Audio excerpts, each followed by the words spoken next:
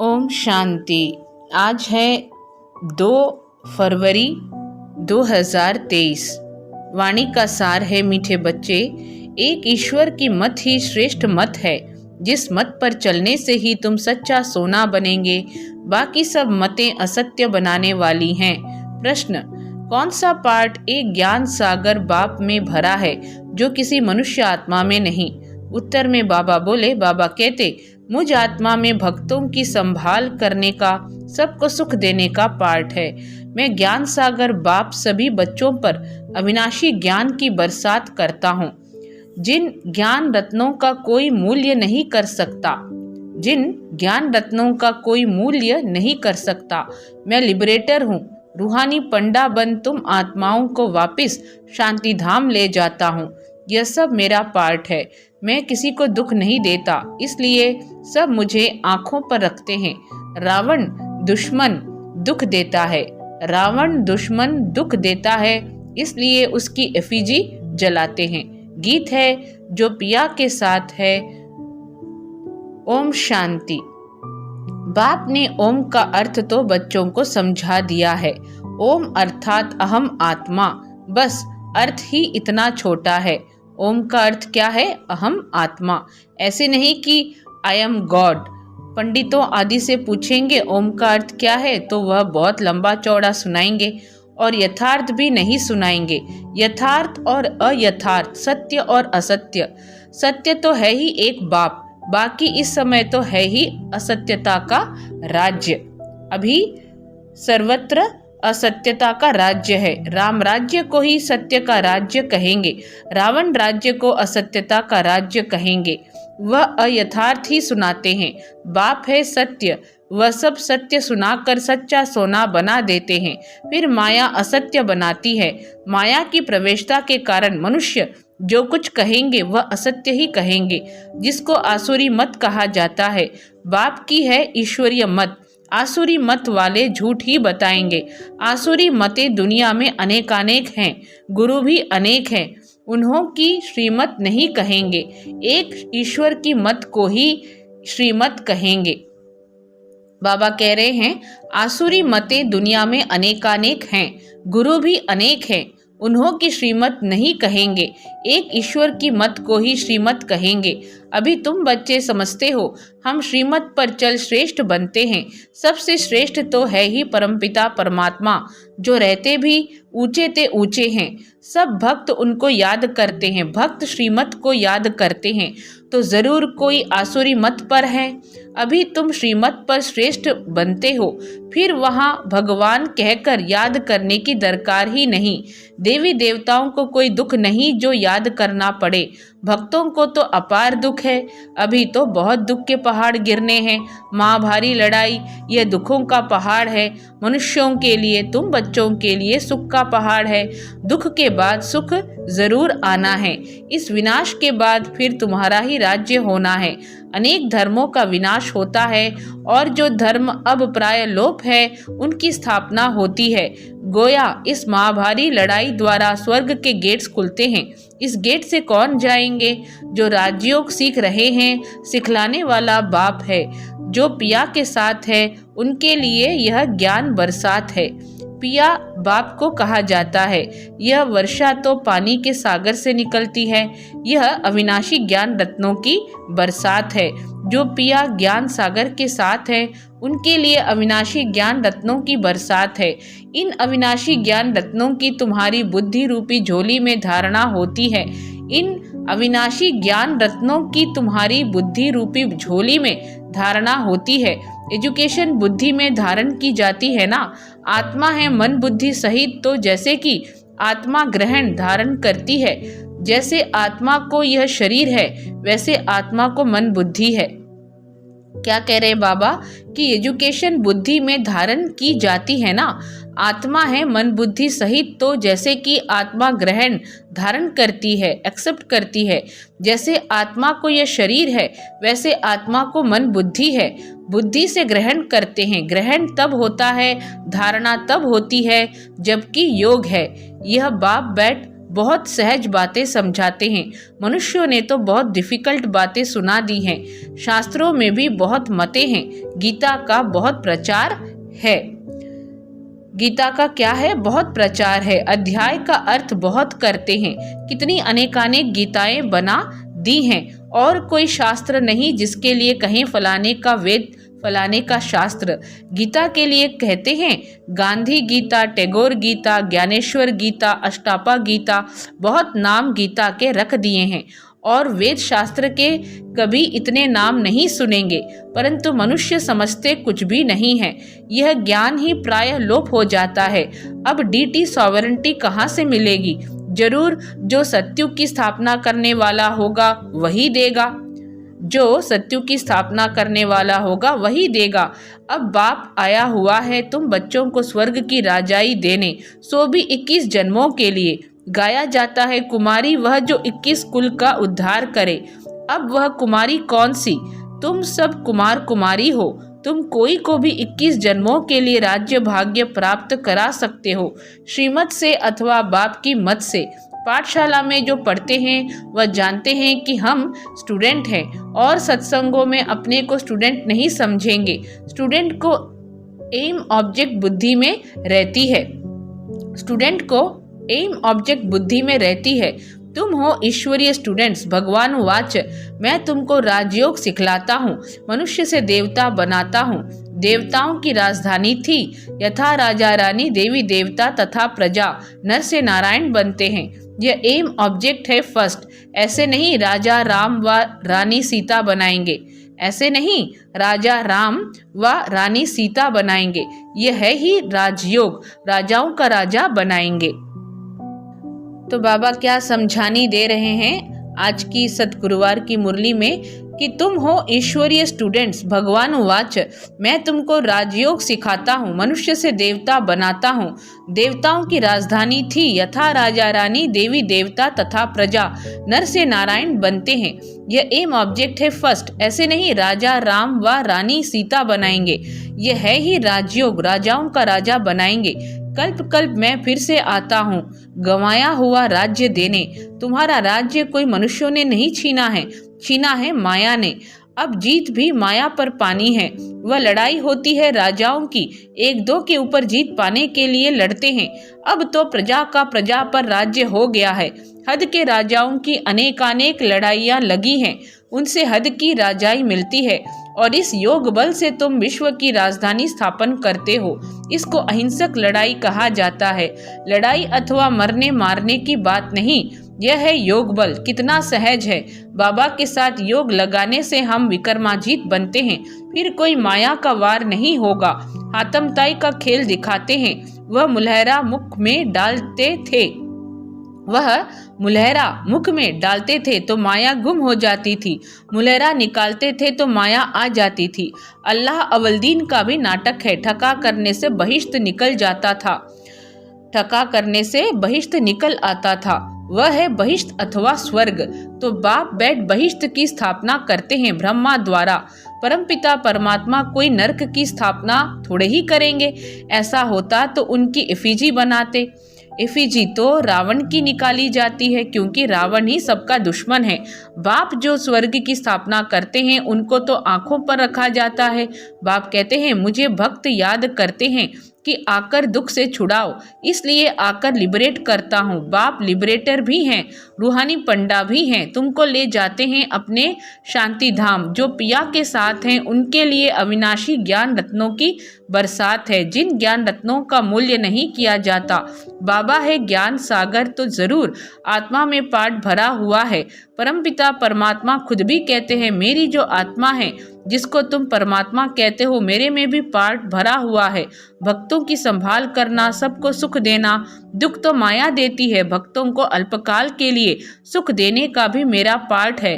मैं ही साक्षात्कार कराता हूँ और दिव्य बुद्धि देता हूँ, जिसको ज्ञान का तीसरा नेत्र कहा जाता है, जिससे तुम्हारी बुद्धि का गोडरेज का ताला खुलता है।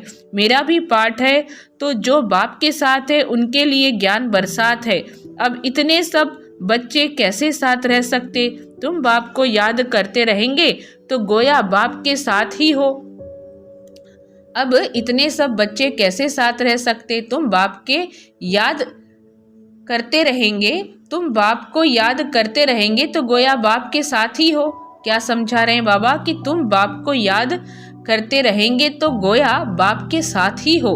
कोई लंदन, कोई कहाँ है, फिर साथ कहाँ है, उनको भी मुरली जाती है। जो सयाने समझदार होते हैं वह एक हफ्ता भी अच्छी रीति समझें तो उनको स्वदर्शन चक्रधारी बना देता हूँ। 84 जन्मों के स्वदर्शन चक्र का राज अभी तुम बच्चों ने समझा है।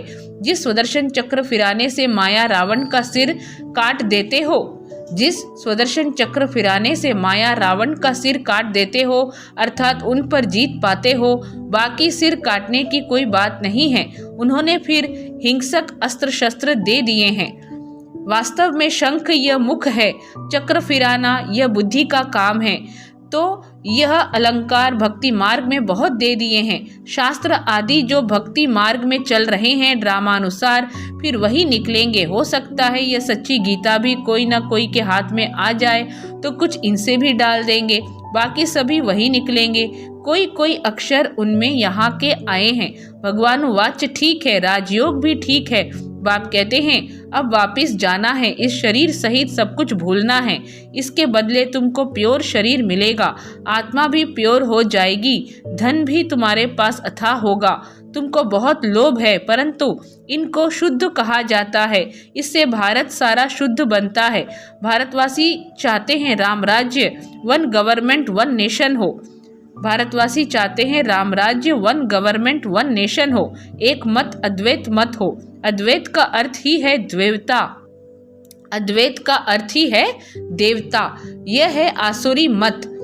श्रीमत बिगर सब आसुरी मते हैं, जिस कारण एक दो में लड़ते झगड़ते रहते हैं। ईश्वर के बच्चे न होने के कारण निधन के बन पड़े हैं। ईश्वर के बच्चे न होने के कारण निधन के बन पड़े हैं। सतयुग में देवताएं हैं धनी के, वहाँ जानवर भी कभी लड़ते नहीं, यहाँ तो सब लड़ते झगड़ते हैं। सतयुग में है सबको बेहद का सुख। अब तुम बच्चे जानते हो हम बाप से ईश्वरीय जन्म सिद्ध अधिकार ले रहे हैं। अब तुम बच्चे जानते हो हम बाप से ईश्वरीय जन्म सिद्ध अधिकार ले रहे हैं। ईश्वर सम्मुख है ना, कहते हैं मैं कल्प कल्प आता हूँ स्वर्ग स्थापन करने, तुम बच्चों के लिए वंडरफुल सौगात ले आता हूँ। बाप कहते हैं मेरे लाडले सिखिलदे बच्चों, 5000 वर्ष बाद आकर तुम मिलते हो, ऐसे और कोई कह न सके। भल अपने को ब्रह्मा विष्णु शंकर कहलावें, परंतु ऐसी बातें किसको कहने आएंगी ही नहीं, इसमें कोई कॉपी कर ना सके। बाप कहते हैं मेरे लाडले सिखिलदे बच्चों, 5000 वर्ष के बाद फिर से आकर तुम मिले हो। सिर्फ तुम ही बहुत बच्चे मिलते रहेंगे, सिर्फ तुम ही बहुत बच्चे मिलते रहेंगे। राजधानी स्थापन करने में बहुत मेहनत लगती है। क्या कह रहे हैं बाबा कि बाप कहते हैं मेरे लाडले सिखिलदे बच्चों, 5000 वर्ष के बाद फिर से आकर तुम मिले हो। सिर्फ तुम ही बहुत बच्चे मिलते रहेंगे। राजधानी स्थापन करने में बहुत मेहनत लगती है। राजा रानी एक, फिर उनके बच्चे वृद्धि को पाएंगे। भारत में प्रिंस प्रिंसेस कितने होंगे? समझो 1,00,000 हैं। प्रजा होगी 40-50 करोड़। तो मंजिल बहुत बड़ी है। यह बाप की कॉलेज है, तो कितना अच्छी रीति पुरुषार्थ करना चाहिए। बाबा कह रहे हैं कितना अच्छी रीति पुरुषार्थ करना चाहिए। बाप तो कहेंगे राजाओं का राजा बनो, न कि प्रजा। बनेंगे वही जो कल पहले बने होंगे। तो बाबा ने आज की मुरली में सुनाया कि राजधानी स्थापन करने में बहुत मेहनत लगती है। राजा रानी एक, फिर उनके बच्चे वृद्धि को पाएंगे। भारत में प्रिंस प्रिंसेस कितने होंगे? समझो 1,00,000 हैं। प्रजा होगी 40-50 करोड़। तो मंजिल बहुत बड़ी है। यह बाप की कॉलेज है, तो कितना अच्छी रीति पुरुषार्थ करना चाहिए। बाप तो कहेंगे राजाओं का राजा बनो, न कि प्रजा। बनेंगे वही जो कल पहले बने होंगे। हम साक्षी होकर देखेंगे कौन किस प्रकार का वर्षा लेते हैं। कोई तो एकदम पकड़ लेते हैं, मोस्ट बिलीवर्ड बाप है, चुंबक पर सुइयां खींच कर आती हैं। कोई में कट जंक जास्ती होती है, कोई में कम। नजदीक वाले तो एकदम आकर मिलेंगे। साफ सुई झट खींच आएगी, साफ सुई झट खींच आएगी। बाप कट को निकालकर ऐसा चमकाते हैं जो तुम बच्चे वहां साथ रहेंगे। तुमको रुद्रमाला में पिरोना है, गायन भी है, परंतु जानते नहीं हैं कि यह माला किसकी बनी हुई है? बाप कहते हैं मेरी माला जो होगी वह स्वर्ग की मालिक होगी। मेरी माला जो होगी वह स्वर्ग की मालिक होगी। भक्त माला को भी तुम क्या कर सकते हो? बाबा कह रहे हैं कि भक्त माला को भी तुम समझ गए हो। वह रावण की माला है। पहले रावण की माला में कौन आते हैं? पूज्य से पुजारी कौन बनते हैं? आप ही पूज्य देवता फिर पुजारी बनते हैं। यह कितनी गुह्य बातें समझने की हैं। बाबा ने आज बहुत गुह्य बात बताई कि भक्त माला को भी तुम समझ गए हो। वह रावण की माला है। पहले रावण की माला में कौन आते हैं? पूज्य से पुजारी कौन बनते हैं? आप ही पूज्य देवता फिर पुजारी बनते हैं। यह कितनी गुह्य बातें समझने की हैं। तुम हो फिलैंथ्रोपिस्ट, देह सहित सब कुछ बाबा को बलि चढ़ते हो। सन्यासी फिलैंथ्रोपिस्ट नहीं बनते, वह तो घर बार छोड़ जंगल में चले जाते हैं। तुम सब कुछ ईश्वर अर्पण करते हो। Everything for God father, everything for God father.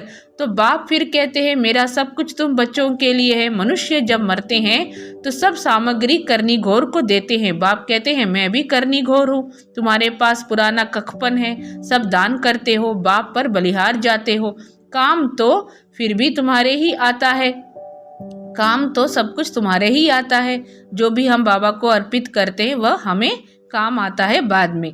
बाबा तो मकान आदि भी अपने लिए नहीं बनवाते हैं। शिव बाबा है दाता, सारे स्वर्ग की राजाई तुमको देते हैं, इसलिए इनको सौदागर भी कहते हैं। कितनी मीठी मीठी बातें हैं। इम्तिहान पूरा होने वाला है। बाबा आखिर इम्तिहान कभी पूरा होगा? बाबा कहते हैं जब तुम मरने पर आएंगे, ज्ञान पूरा होगा, तब यह विनाश आरंभ होगा। फिर गोल्डन स्पून इन माउथ, फिर क्या होगी? गोल्डन स्पून इन माउथ, जन्म लेंगे और स्पून मिलेगा। यहाँ तो 30-40 वर्ष पढ़ते हैं तो यहाँ ही उसका फल मिल जाता है। तुम्हारा तो है भविष्य के लिए, भविष्य जन्म तुमको मिलेगा तो तुम प्रिंस बनेंगे। तो इम्तिहान तब पूरा होगा जब विनाश शुरू होगा। तो इम्तिहान तब पूरा होगा जब विनाश शुरू होगा। एक तरफ पढ़ाई पूरी होगी और विनाश शुरू हो जाएगा, बाकी रिहर्सल तो होती रहेगी। तुमको इस पढ़ाई का फल फिर नई दुनिया में मिलना है। वहाँ आत्मा शरीर राजाई सब नया होता है। वहाँ आत्मा शरीर राजाई सब नया होता है। यह बड़ी गुह्य धारणा की बातें हैं। पढ़ाई कभी छोड़नी नहीं चाहिए। बाप बैठ समझाते हैं, वंडरफुल बातें हैं ना।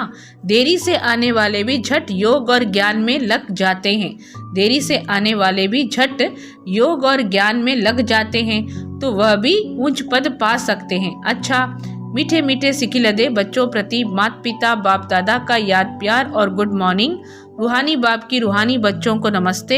हम रूहानी बच्चों की रूहानी माता पिता बाप दादा को याद प्यार और नमस्ते। धारणा के लिए मुख्य सार, शरीर और आत्मा दोनों को पवित्र बनाने के लिए इस पुराने शरीर सहित सब कुछ भूलना है। देह सहित बाप पर पूरा बलि चढ़ फिलैंथ्रोपिस्ट महादानी बनना है। बाप की श्रीमत पर चल बेहद का सुख लेना है। यह शुभ लोभ रखना है जिससे सारी विश्व सुखी बने। बाप की श्रीमत पर चल बेहद का सुख लेना है। यह शुद्ध लोभ रखना है जिससे सारी विश्व सुखी बने। बाकी अशुद्ध लोभ त्याग देना है। वरदान है, अमृत वेले के महत्व को जान, महान बनने वाले विशेष सेवाधारी भव। अमृत वेले के महत्व को जान, महान बनने वाले विशेष सेवाधारी भव। सेवाधारी अर्थात आँख खुले और सदा बाप के साथ बाप के समान स्थिति का अनुभव करें। जो विशेष वरदान के समय को जानते हैं और वरदानों का अनुभव करते हैं वही विशेष सेवाधारी हैं। अगर यह अनुभव नहीं तो साधारण सेवाधारी हुए, विशेष नहीं। जिसे अमृत वेला का, संकल्प का, समय का और सेवा का महत्व है, ऐसे सर्व महत्व को जानने वाले महान बनते हैं और औरों को भी महत्व बतलाकर महान बनाते हैं। स्लोगन है, जीवन की महानता सत्यता की शक्ति है जिससे सर्व आत्माएं स्वतः झुकती हैं।